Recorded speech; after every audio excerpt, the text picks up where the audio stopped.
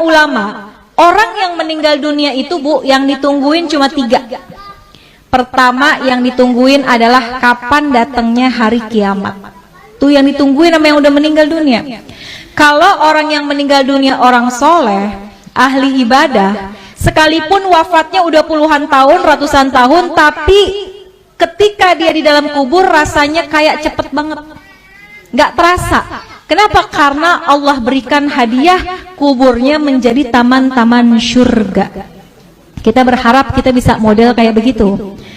Tapi sebaliknya, kalau orang yang meninggal adalah orang yang suka zalim, sama Allah nggak pernah dekat, sama manusia senangnya bikin permusuhan, maka sehari aja dia masuk dalam kubur itu rasanya seperti udah puluhan tahun, udah bisa sampai ribuan tahun rasanya. Maka orang yang ada dalam kubur yang meninggal dunia nungguin kapan sih datangnya hari kiamat. Orang baik pengen buru-buru cepat supaya bisa segera masuk dan menikmati keindahan syurganya Allah Subhanahu wa ta'ala. Orang-orang sebaliknya, orang-orang yang jahat, yang zalim pengen buru-buru juga datang hari kiamat. Dia pikir kelar siksaan kubur udah selesai, padahal masih banyak siksaan yang lebih besar, yaitu ketika datangnya hari kiamat. Maka pertama, orang yang meninggal nungguin kapan datangnya hari kiamat. Yang kedua, orang yang sudah meninggal, kata ulama, yang ditungguin kiriman doa dari yang masih hidup. Makanya kalau peringatan haul kayak gini Bu, yang paling girang adalah orang yang dihaulin. Itu dalam kitab Ruh digambarkan, orang yang dikirimin hadiah, ya, Fatihah aja, bahkan sekedar doa dari orang yang masih hidup kepada orang yang sudah meninggal dunia, di dalam kubur hatinya girang luar biasa, bahagia luar biasa, sampai penghuni kubur samping-sampingnya pada ngeliatin Bu. Kayak orang lagi di pesantren, ditengokin sama orang tuanya dibawain makanan, kan temen-temennya pada ngeliatin tuh ya. Tuh sama ceritanya seperti apa yang ada dalam kubur.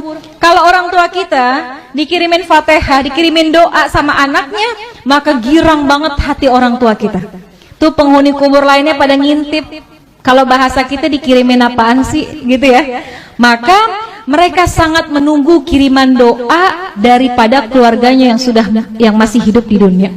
Bahkan diceritain Bu, kalau yang ngirimin anaknya, keturunannya, itu malaikat akan membawa doanya menggunakan nampan yang terbuat dari emas. Punya nggak nampan dari emas? Nggak ada. Tapi Masya Allah, ketika kita meninggal dunia, malaikat hadirkan doa. Bisa jadi doa itu berupa ampunan, bisa jadi doa itu adalah rahmat yang dikirimkan oleh anak kita yang masih hidup di dunia.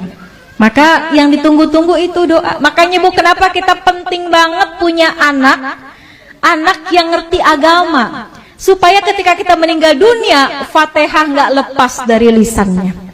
Yasin yang dibaca dikirimkan pahalanya buat kita. Kalau anak Bu ke orang tua, kalau kata guru saya, anak ke orang tua sekalipun nggak dia niatin khusus buat orang tua saya, sekalipun nggak disebut, pahalanya terus dialirkan oleh Allah kepada orang tua kita yang sudah meninggal dunia. Apalagi kalau diniatkan secara khusus. Besok nih bentar lagi mau kurban ya Bu, kita boleh sedekah, pahalanya buat orang tua kita, tapi nama kurbannya adalah kita. Kita kirimin deh, kita berkurban, pahalanya kita niatkan buat orang tua. Itu tuh hadiah yang paling baik, yang paling bagus, yang ditunggu-tunggu sama orang tua kita yang sudah meninggal dunia. Yang ketiga, apa yang ditungguin sama orang yang meninggal dunia? Kiriman laporan dari malaikat.